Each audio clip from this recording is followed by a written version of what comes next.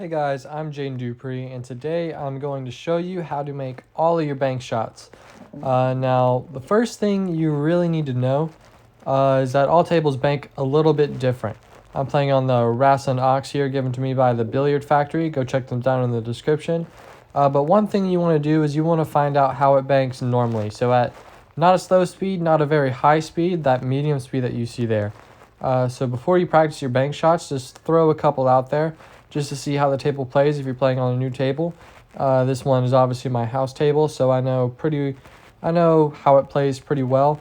They bank a little bit shorter than diamond tables, and just to let you know, diamond tables are kind of like the standard, like around the pool community. So if it banks like a diamond, it banks kind of true. So this banks a little bit shorter than a diamond.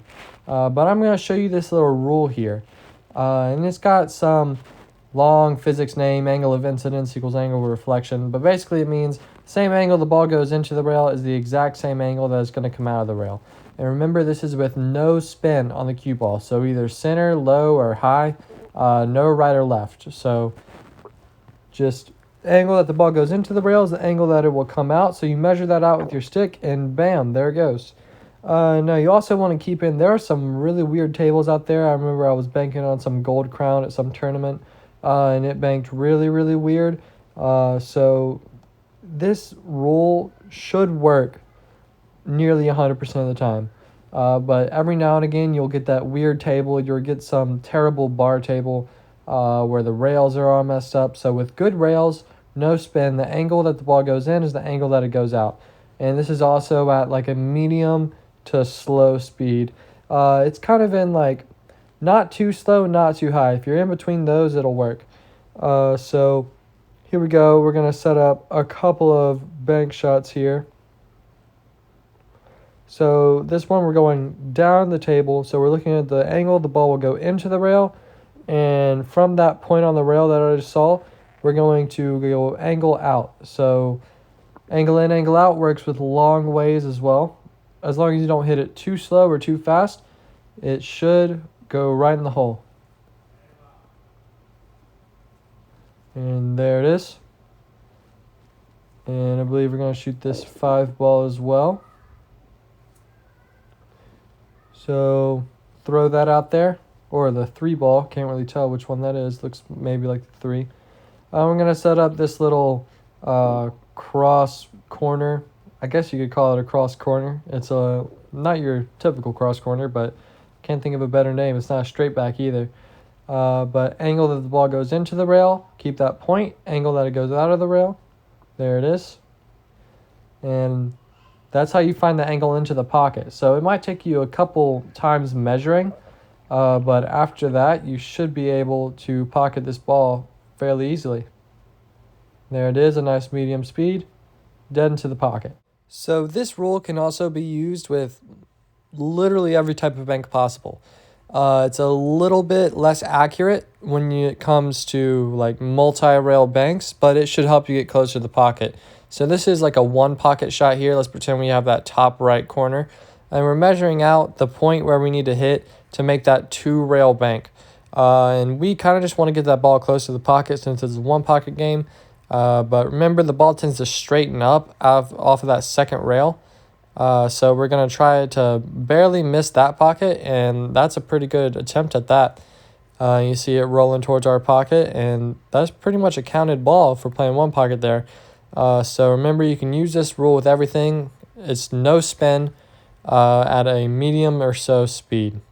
And now I'm going to show you why it's with no spin. I'm going to do that with the help of the IQ ball. Now you can also get this in the link in the description down below.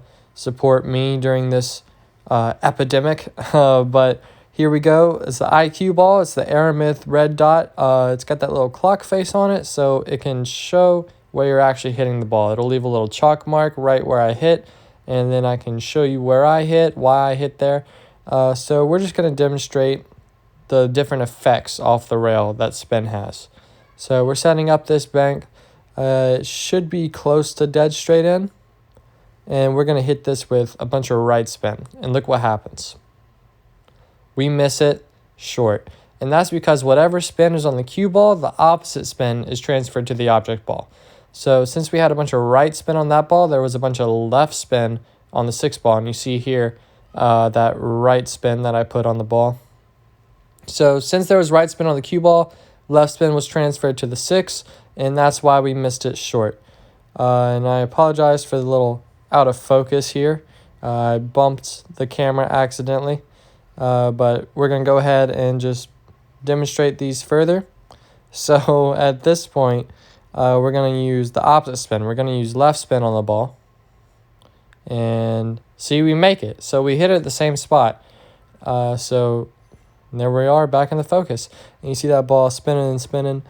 So we hit that with left spin there on our IQ ball. And right spin was transferred to the 1 ball, which is why we did not miss that ball short. And then also, it's like exponentially multiplied whenever you hit it at a different speed. So if I hit it at a softer speed with a bunch of right spin, see, we get closer to that pocket and we're actually able to make it. So the slower speed also increases the angle off of the rail. So if you hit a ball real slow, then it's going to increase the angle that it hits off the rail. And I'm about to show that here, how it gets multiplied with the opposite spin. So we're going to set up our IQ.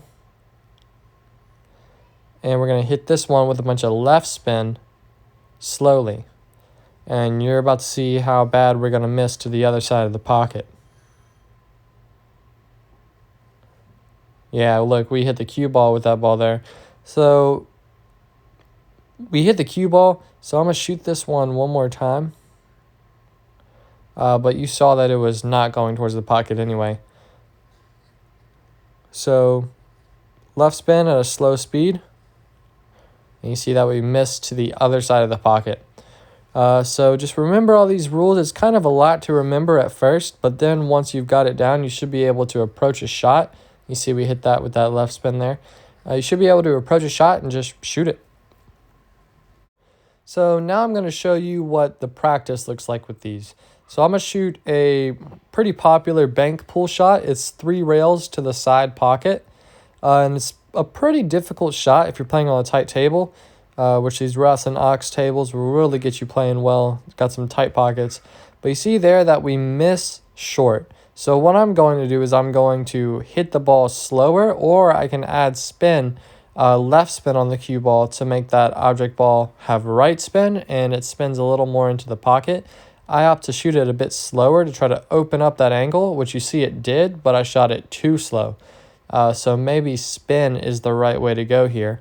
So it shouldn't take too much adjusting after this. We've kind of got it dialed down, but still just a couple more shots before we get it dead center. So we hit that one. It's going a little long, so we might want to hit it a little a little harder, or add less spin. So set it back up, try to get the same exact shot. Here we go. 1, 2, 3.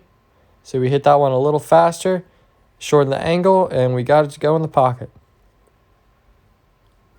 So playing off that 2-rail 1 pocket shot I played earlier, I'm going to show you how balls tend to rebound off the second angle and kind of reverse. So this is a pretty popular shot called the reverse. And you see how after we hit off of that second rail, the object ball reverses directions. So you'll see here, I'm hitting with left spin, and it reverses back. And I think we make it in that pocket right there. So this is another popular bank pull shot. But if you hit it hard enough with enough spin off that second angle, it can reverse. So now I'm going to show what I think is definitely the best way to practice your bank. So I'm going to use these pocket reducers right here. I do have a link to these down in the description. These aren't just for bank shots. These are for every shot. They make that pocket so small that you have to be dialed into the center of the pocket to be able to make it. So see, I hit that one a bit short. So I don't think that would have gone in even without the pocket reducer. But you see here, yeah, that was going dead in the pocket with that pocket reducer not there, and it still doesn't go. So you really have to be quite dialed in to make these shots. Hit a bit slower, and there you see that little gap in between those two rubber things. It's about the size of a ball plus maybe an inch. So it's really, really difficult to get the ball in there. But if you practice enough with these, your banks, when you take them out, will be so much better. It's really like night and day after I play with these. It's a little bit frustrating at first, I would say, but once you get over the fact that you're probably not going to make a lot of these, that once you take them out, it'll be really, really easy to make all these banks. Thank you guys so much for watching. I really hope you enjoyed and learned something. If you want to check out anything I use in this video, check out the link down in the description below, such as the pocket reducers, the IQ, the table I'm playing on, stuff like that. Remember to wash your hands, stay safe, subscribe to the channel, watch some more videos while you're quarantining your home. Thank you so much for watching, and I'll see you in the next video.